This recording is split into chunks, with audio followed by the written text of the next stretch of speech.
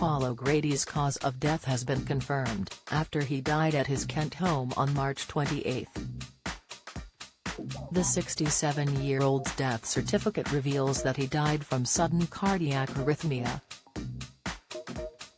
This was linked to the entertainer's ischemic heart disease.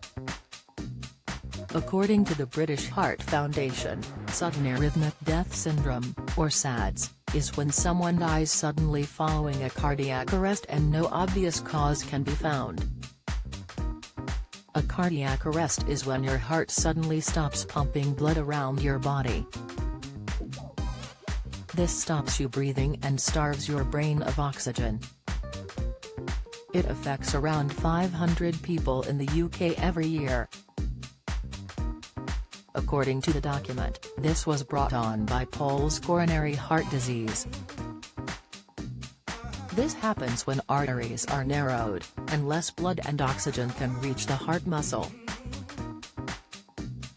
The certificate, obtained by The Express, showed longtime friend and former PA and agent, Joan Marchion's, registered the entertainer's death 6 days after he died at home. Don't miss. Strictly's Jamie Laing proudly marries Sophie Habbu in Chelsea. Latest, Sam Smith show blasted as satanic and sexual as star strips to thong, row. Matt Baker inundated with support as he shares sad loss on farm, RIP. She is also secretary for his Buster Productions TV company. Paul's husband Andre Portasio paid tribute to Joan after his death, praising her as a great woman. Taking to Instagram on April 2, the former professional ballerina wrote, "Behind every great man there is always a great woman." Today is Joan Marchion's 70th birthday, the woman that for 27 years has been a pillar of trust, commitment, dedication and unconditional love in Paul O'Grady's life. Andre continued, "Please help me cheer the person that made everything happen behind the scenes."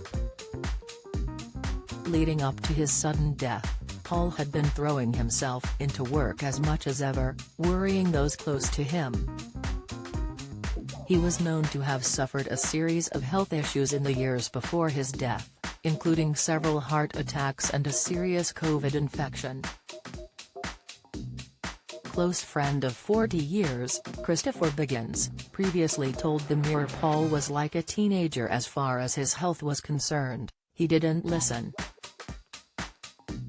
The 74-year-old recalled to The Sun, "About 15 years ago we were staying with Scylla in Spain.